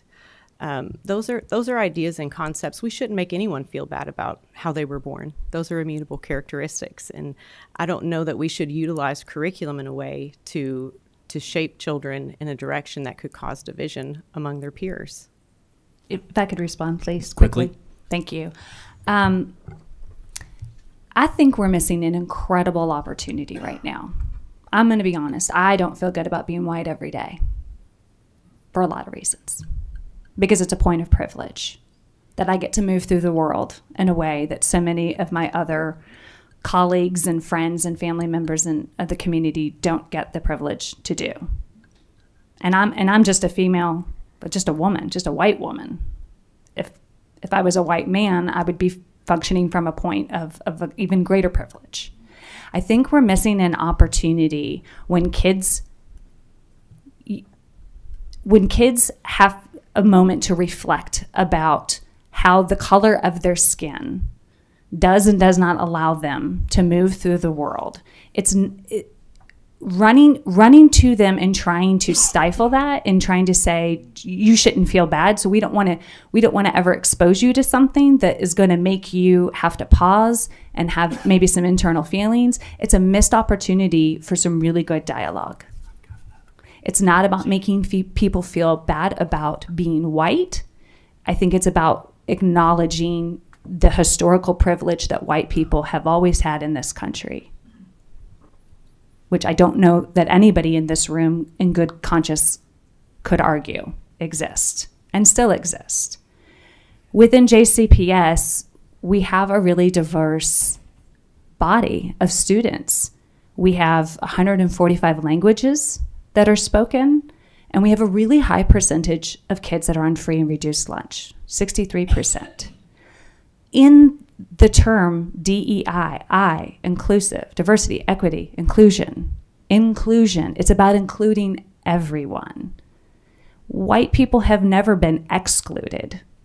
What the efforts of DEI is trying to do within a school setting now is to pull in other students. Their stories are relative. Their culture, their history, those things are important to see reflective in the reading material. And if we don't allow those things to come into our textbooks and to come into our conversations in the classroom and in a constructive way, then we are simply just trying to whitewash things. And I find that to be incredibly problematic. Thank you. Representative Callaway, Josh Callaway. Thank you, Mr. Chair. You brought up a little bit about the social emotional learning. Do you have any quantifying numbers of the cost of that? Mm-hmm.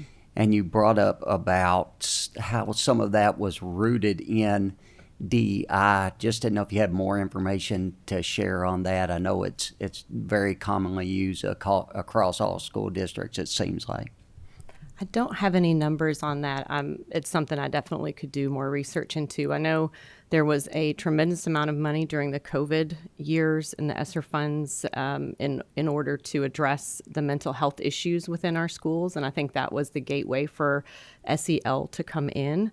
What's happened, from what I know about social emotional learning, it has been now used as a continuing effort to push these ideas within DEI, diversity, equity, inclusion.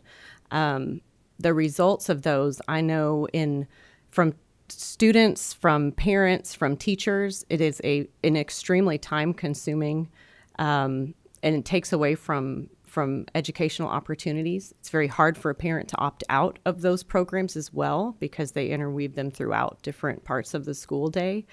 But they also are pushing this idea that we can address issues of discrimination and racial differences through social emotional learning curriculums.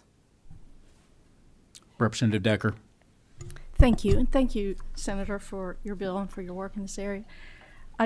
We've already heard today the start of what will be countless hours of advocacy against this bill that will bear no relationship to the bill. Representative, could you pull that mic a little bit closer, please? You. There will be discussions of violations of inclusion, for example, that as if the bill stops all inclusionary methodology. You will hear things that are specifically excluded being spoken of as a problem with the bill. The bill does one thing, as I understand it, and that is stop unconstitutional practices that cannot be defended in the United States of America, that are based on exclusionary preferences that will stop such things as methodologies that we've heard about that have been harmful to one minority community. It will stop them. So that should be heralded instead of criticized. Will you please go over some of the exceptions, because not that it will matter. You will still hear the arguments that those exceptions are not there and that we're stopping things that we are not stopping with this bill if it passes the legislature. Will you go over the exclusions in the bill? Absolutely. If you look in the middle section of the summary that's provided, this is the Kentucky Education Equality Protection Act, by the way, that it's going to be called. It does not affect instruction on the historical oppression of a particular group of people. Obviously, that's our history, and we need to learn from our history. Academic research or creative works of students, religious freedom of students and school employees. It does not affect the conduct, speech, and freedom of association of students. It does not affect mental and physical health services or the ability of a school district to establish or maintain a single-sex school. It does not affect bona fide occupational qualifications and accommodations based on sex or the ability of a school district or public school to comply with a federal mandate, provided compliance is narrowly tailored to the express and enforceable provision. So those are the exceptions. Thank you. Thank you.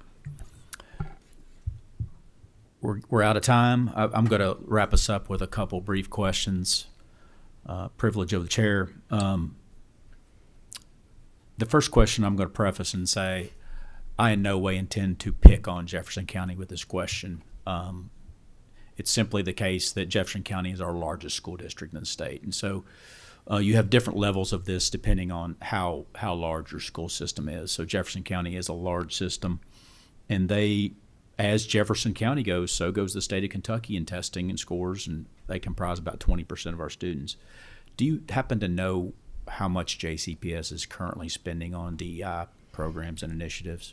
This is a great question. It's a very hard question to answer, to be quite honest. There are budgets for the Diversity, Equity, Poverty department and division by itself, and then there's racial equity funding that includes multiple factors in funding. If I were to lump it all together, according to the most recent budget, 2024 and 25 budget, there's three, I'll say it like this, there are three primary goals that are their stated primary goals. Pillar 1 is a journey to success, Pillar 2, culture and climate, and Pillar 3, racial equity.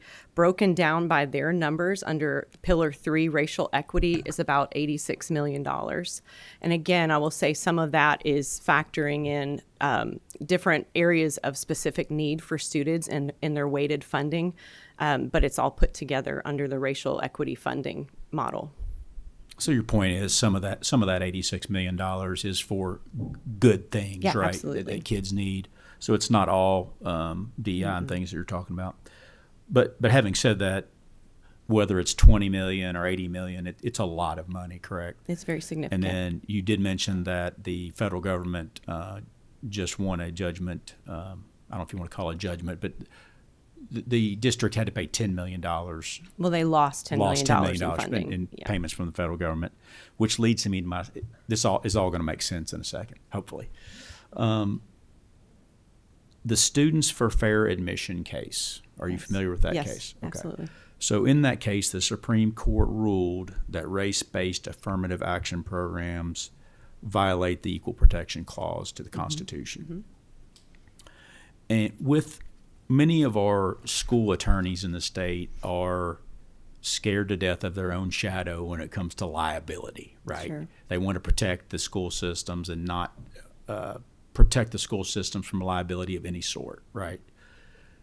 In your opinion, do you see the possibility, and this might be a question for Mr. Frazier also, do you see some reasoning in future courts that might lead them to rule that these certain preferences rooted within DEI might be a violation of the Equal Protection Clause and could possibly cause cash payouts if certain people sue under those circumstances?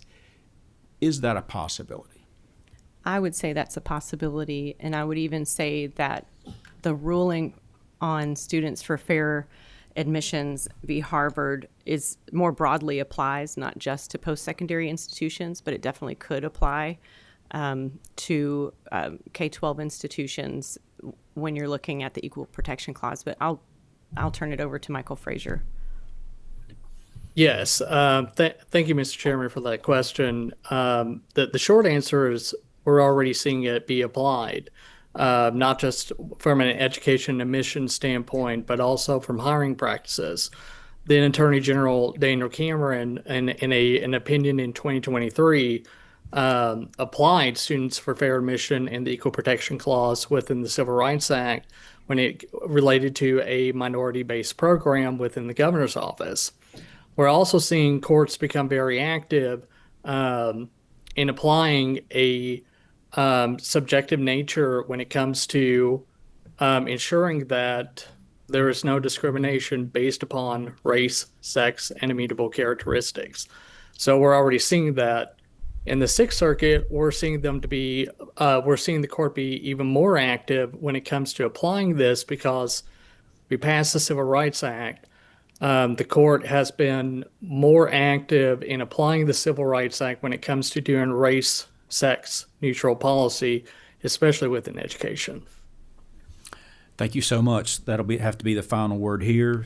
Thank you, Senator Tishner and Mr. Frazier, for that presentation. No matter what happens during this session, we can say for sure we had a full interim hearing on this topic. Quickly moving next, we got one more item on the agenda. We'll be done. We have two regulations on the docket, and I'm not going to call committee staff forward unless somebody has a question. Does any member of the committee have a question on either of the two regulations on the docket? Seeing none, thank you so much. I hope everyone has a hot